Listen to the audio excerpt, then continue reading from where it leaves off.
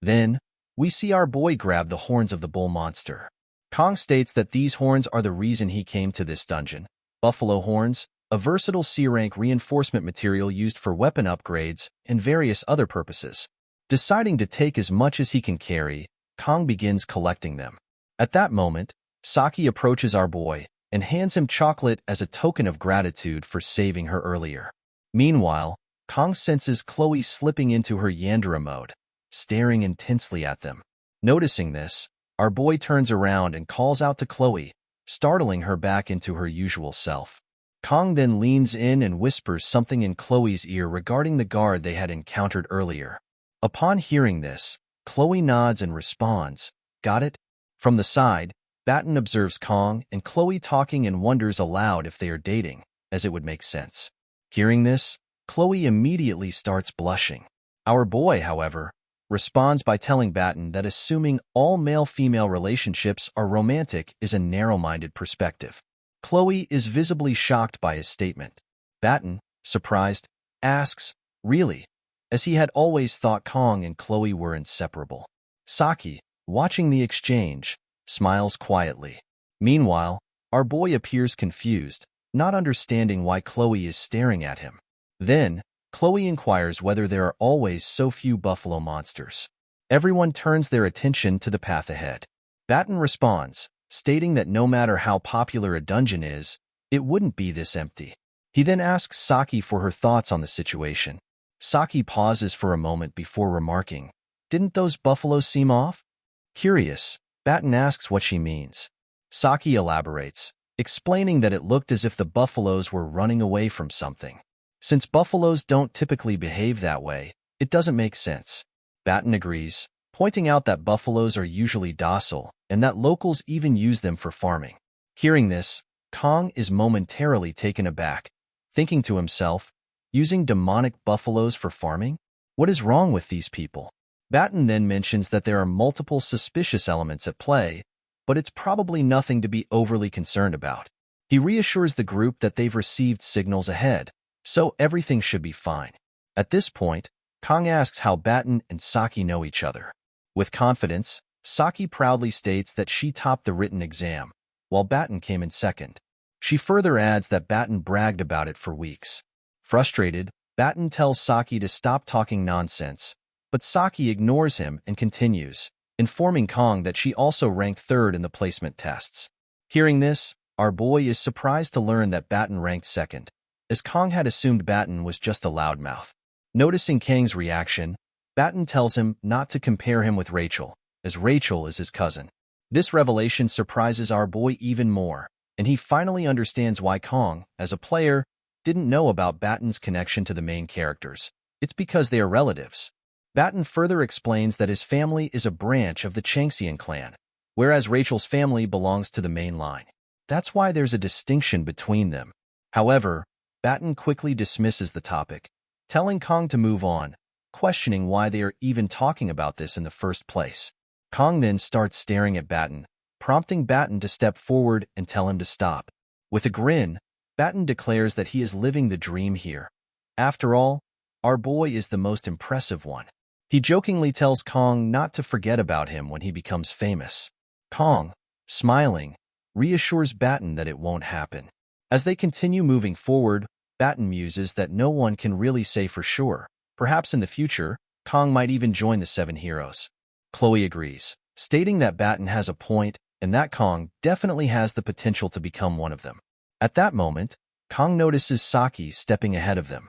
She suddenly turns to face the group and, with a serious expression, declares that she hates the Seven Heroes. The trio seemed unbothered upon hearing this, but Batten couldn't help but wonder what Saki's problem was. Shaking off his curiosity, he tells everyone to move forward, emphasizing the need to finish the dungeon quickly and return.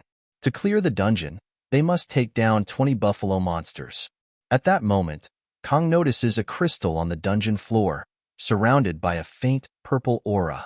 Before he can inspect it further, Batten urges him to keep moving and asks what he's waiting for. Kong hesitates for a moment before stepping forward, dismissing it as nothing. The scene then shifts to the outside, where a guard is talking on the phone. The person on the other end inquires whether the preparations are complete. The guard replies that everything has been taken care of and that the academy students must have encountered the enraged buffaloes by now. Assured by this, the guard states that there is no need to worry. However, the person on the phone scoffs, saying it's easy for the guard to say that. He then asks if the guard has anything else to report. The guard confirms that he followed the instructions precisely but admits that, personally, he believes the enraged buffaloes will deal with the students. The scene then reveals that the person on the phone is none other than the commander of the demonoids. The commander warns the guard not to get too confident, reminding him that failure is not an option. She then coldly asks if the guard is prepared to take responsibility should things go wrong. At that, the guard falls silent. The demonoid commander reassures the guard, telling him not to worry. As she trusts that the guard has done his job well, she instructs the guard to call her once he has the results. The guard acknowledges the order, replies that he understands, and ends the call. Staring at the dungeon entrance, the guard mutters to himself that, either way, he is as good as dead. Just then, an ominous aura begins emanating from the dungeon gate. Thinking to himself, the guard recalls that, just in case, he had forcibly opened the gate, meaning the student's chances of surviving the dungeon are now 0. Yet, something about Kong unsettles him. Those eyes. It's as if he sees through everything. With that thought lingering in his mind, the guard decides to enter the dungeon and check for himself. The scene then shifts inside the dungeon. Chloe turns to Kong and informs him that she can sense magical beasts approaching from behind. Kong immediately asks how many. Chloe, using her blessing, replies that she detects roughly 50 beasts. The entire group is stunned upon hearing this. At that very moment, Kong and the others suddenly sense something rushing toward them from the opposite side of the dungeon. When they turn to look, their eyes widen in shock.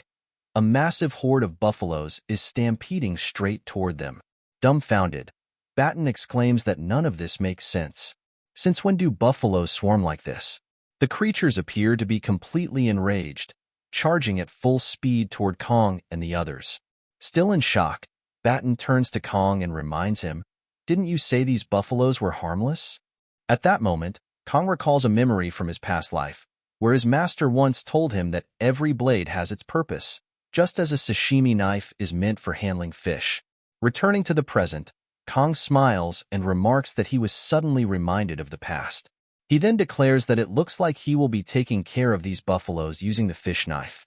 Turning to Chloe, Kong instructs her to distract the herd of buffaloes. However, he warns her not to charge straight in. Instead, she should move left and right to disrupt their formation. He emphasizes that she doesn't need to attack. Her only task is to draw the buffalo's attention. Chloe nods and replies that she understands. Next, Kong turns to Batten and asks if he's ready. Grinning, Batten confidently responds, "I was born ready." Meanwhile, Saki struggles to understand why Kong remains so calm, considering they are about to face 50 buffalo monsters.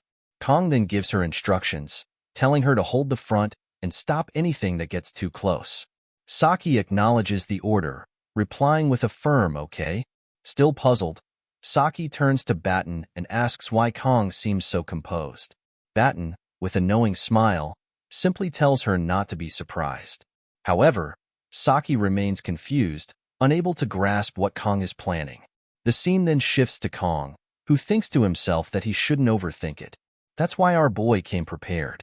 No matter what stands in front of him, no matter how many enemies there are, Kong will take them all down. With that resolve, Kong draws his weapons and activates the blessing of the sword god. As one of the buffaloes charges toward him, ready to attack, Kong doesn't hesitate. He surges forward as well, swiftly throwing his daggers toward the oncoming beast. Meanwhile, Saki remains in shock, still unable to comprehend how Kong plans to handle all those buffaloes alone.